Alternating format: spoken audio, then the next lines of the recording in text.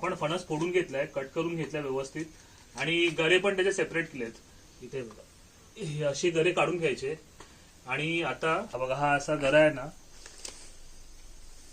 तर त्याला असं कट करून घ्यायचं आणि ही आठुळे आतमध्ये तर ती काढून टाकायची आहेत.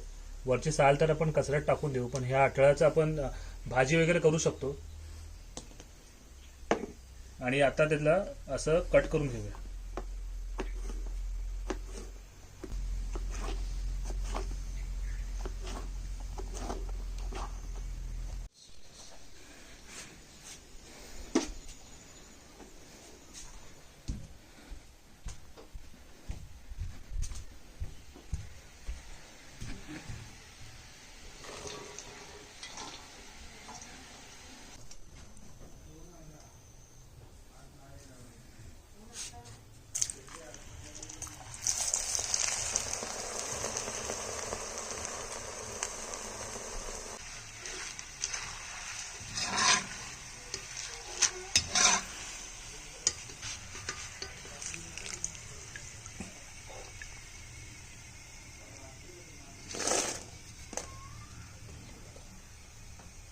आपण फणस काढला होता आणि कच्च्या फणसाचे हे वेफर बनवलेत. हे बघा आणि आवाज बघा, खूप भारी आहे, एकदम कुरकुरीत झालेत.